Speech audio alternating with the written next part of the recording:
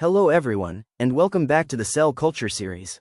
In episode 14, we're moving into advanced applications of mammalian cell culture, drug screening and co-culture. We'll explore how researchers test potential drugs and study interactions between different cell types to create more realistic models of human biology. Let's get started. Before a drug ever enters a human body, it is tested in cells. Millions of chemical compounds, hundreds of thousands of experiments, all built on the techniques you have learned in this series. Today, the exciting advanced applications that make mammalian cell culture the engine of modern medicine. From million compounds to one drug, the cell culture pipeline. Every drug in your medicine cabinet passed through a cell culture screen before it ever touched a human. A typical pharmaceutical high-throughput screen tests between 100,000 and 1 million chemical compounds against a disease-relevant cell-based assay. Most fail. A handful become leads, 1 in 10,000 becomes a drug candidate. Cell culture is the first and most critical filter in this entire process. The scale of modern drug discovery. A single high-throughput screening campaign can test 500,000 compounds in 1 week using robotic liquid handling, automated fluorescence plate readers, and custom cell-based assay formats. The entire field of cancer immunotherapy, CAR-T, checkpoint inhibitors, cytokine assays, depends on co-culture models you are about to learn. Now, let's test your understanding with a quick question. In a high-throughput screen, why are 96 well plates preferred over 12 well plates, even though they have smaller wells? A. 96 well plates are cheaper per well. B. 96 well plates allow robotic handling, dramatically increasing throughput while reducing reagent consumption per well. C. Cells grow better in smaller wells. D. 96 well plates give more accurate viability readings. Take a moment to think about it. The correct answer is B. Here's why. The shift from 12 well to 96 well, 384 well, and even 1536 well plates is mainly driven by throughput and screening economics. Smaller wells allow researchers to test more compounds on a single plate, while using less reagent per well. With automated and robotic handling, this means more compounds can be screened in less time and at a lower cost. For example, a 384 well plate can hold 4 times as many wells as a 96 well plate, while a 1536 well plate can hold 16 times as many. So, the key takeaway is, the biology may be similar, but increasing the number of wells dramatically transforms the economics and scale of drug screening. High-throughput screening and complex cell models. High-throughput screening, HTS, the drug discovery engine. HTS combines cell biology with automation, miniaturization, and informatics. The workflow: seed cells in multi-well plates using liquid handling robots, add compounds from compound libraries using automated dispensers, incubate, add detection reagents robotically, read plates in automated plate readers, analyze data with specialized informatics software. A single day's run can test 50,000 compounds. When it comes to drug screening, the choice of microplate format determines how many compounds you can test and how much sample you need. A 96 well plate has larger wells, typically using 100 to 200 microliters per well. It offers moderate throughput and is commonly used for primary screens, academic research, and assay development. Moving to a 384 well plate, the volume drops to around 25 to 50 microliters, while throughput increases significantly. This format is widely used for pharmaceutical primary screening. For 1536 well plates, volumes can be as low as 2 to 10 microliters, allowing very high throughput screening of large compound libraries. Finally, 3456 well plates use just 1 to 2 microliters per well and provide ultra-high throughput, but they require specialized equipment such as acoustic dispensers. So, as the number of wells increases, sample volume decreases while screening throughput increases. Co-culture systems, modeling real tissue interactions. In your body, cells never live alone. Tumor cells interact with immune cells, stromal cells, and vasculature. Gut epithelial cells interact with trillions of bacteria. Neurons interact with glia. Co-culture systems model these interactions in vitro, critical for understanding cancer immunology, the microbiome, and neurological disease. Now let's look at some important co-culture systems and what they allow researchers to study. First, we have tumor and immune cell co-culture. This combines cancer cells with T cells or NK cells to model immune evasion, CAR T cell efficacy, and checkpoint inhibition. Key readouts include tumor killing, cytokine release, and immune activation markers. Next is gut epithelium and bacteria. Models such as CACO2 or HT29 cells can be combined with probiotic or pathogenic bacteria to study gut barrier integrity, leaky gut, and microbiome epithelium interactions. Researchers can measure tear, cytokine secretion, and barrier permeability. The third system is neuron and glia co-culture, using primary neurons together with astrocytes or microglia. This helps model neuroinflammation, synaptogenesis, and neurodegeneration. Important readouts include synapse density, cytokine release, and neuronal survival. Finally, we have tumor and stroma co-culture, where cancer cells are combined with fibroblasts or endothelial cells. This model helps recreate the tumor microenvironment and study drug resistance and angiogenesis. Researchers can measure invasion, proliferation, and changes in drug sensitivity. So, co-culture allows researchers to move beyond studying isolated cells and investigate how different cell types interact to influence disease and treatment responses. Transwell insert systems. Separation with communication. Transwell inserts are permeable membrane chambers that fit inside standard well plates. Cell type A grows on the upper membrane surface. Cell type B grows on the lower well surface. Chemical signals, cytokines, metabolites, diffuse freely between compartments, but cells are physically separated. This allows you to measure the effect of one cell type on another while keeping them separate enough to analyze independently. TEER, transepithelial electrical resistance.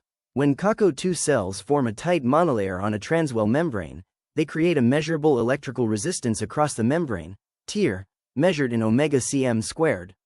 High TEER equals tight barrier, healthy gut epithelium. Low TEER equals leaky barrier. Adding bacteria, inflammatory cytokines, or drugs to the apical side and measuring TEER over time directly quantifies barrier disruption. This is a core assay in gut microbiome research and IBD drug development. Setting up a drug screen and co-culture experiment. 96 well drug screen setup. Day -1. Seed 2,000 to 5,000 cells per well in 100 microliters complete media using a multi-channel pipette or repeat pipetter. All wells must have identical cell number.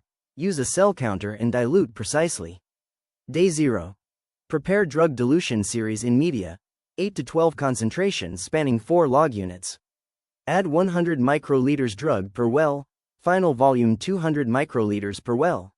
Include untreated control, column 1, vehicle control, same DMSO, column 2, positive cytotoxicity control, staurosporin or equivalent, column 12. Day 0 plate layout. Outer wells, column 1, column 12, rows A and H, are edge wells, more evaporation, temperature variation. Reserve for controls or apply edge correction during analysis. Day 3. Add viability reagent, cell titer glow for luminescence, MTT for absorbance, Alamar blue for fluorescence. Read plate, export data to analysis software. Data analysis. Calculate percent viability equals signal treated, signal untreated, times 100. Fit sigmoidal dose response curve. Calculate IC50. Z factor quality metric. Z equals 1, 3SD underscore max plus 3SD underscore min. Mean underscore max, mean underscore min.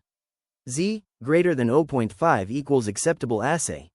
Z greater than 0.6 equals good. Z greater than 0.8 equals excellent. Transwell co-culture setup. Pre-coat transwell membrane with collagen or fibronectin, 1 hour at 37 degrees Celsius. This promotes CACO2 cell attachment to the permeable membrane.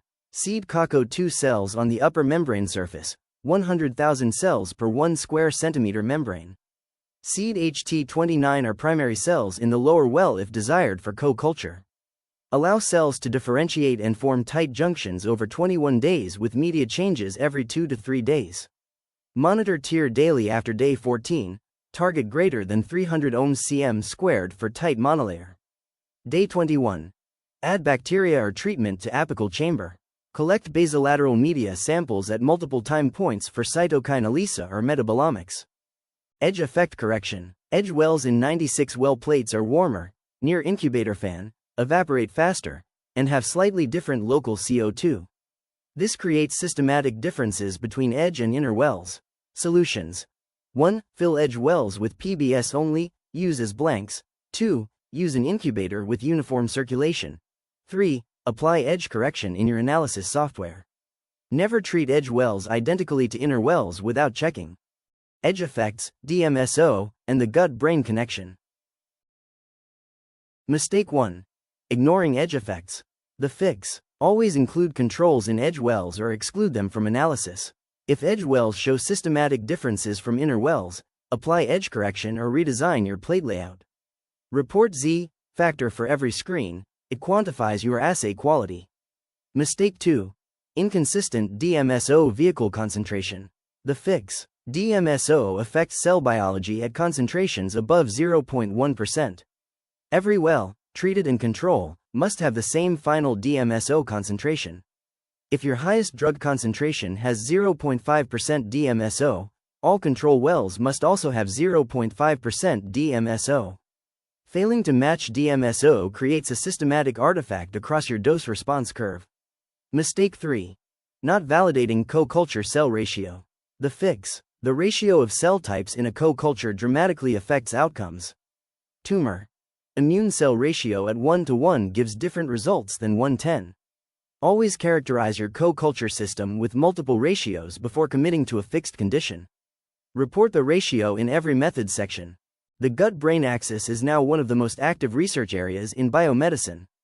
Co-culture models using CACO2 intestinal epithelial cells and probiotic or pathogenic bacteria are being used to study how microbial signals cross the gut barrier and influence systemic inflammation, potentially affecting brain function and neurological disease risk. This is exactly the experimental system you just learned to build. Episode 14 Summary. What you now know.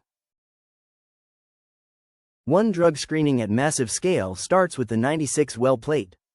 From 96 well in academic labs to 1536 well in pharma HTS, the biology is the same, the scale changes everything about throughput and economics. Z factor is your assay quality metric. Above 0.5 is the minimum, above 0.6 is good. Every screen needs controls that calculate Z before compounds are added. 2. Co-culture systems model real tissue interactions, critical for microbiome and cancer research. Transwell inserts, direct co-culture, and spheroid co-culture are now standard tools for modeling the tumor microenvironment, gut microbiome barrier, and immune cancer interactions. Tier measurement for gut barrier integrity is a key assay in microbiome research. These models are the bridge between simple cell culture and in vivo biology. 3. The entire drug discovery pipeline is built on mammalian cell culture. From the initial HTS screen that identifies hits, to the mechanistic assays that validate them, to the safety toxicity testing that clears them for animal studies, mammalian cell culture is the backbone. The series skills you have developed, passaging, transfection, viability assays, co-culture, are the toolkit for modern pharmaceutical science. Thank you for watching episode 14 of Cell Culture series. In the next episode we'll dive deeper into plant tissue culture. See you in the next episode. Don't forget to like, share, and leave the comment below. We'll see you in the next episode. Thank you for watching.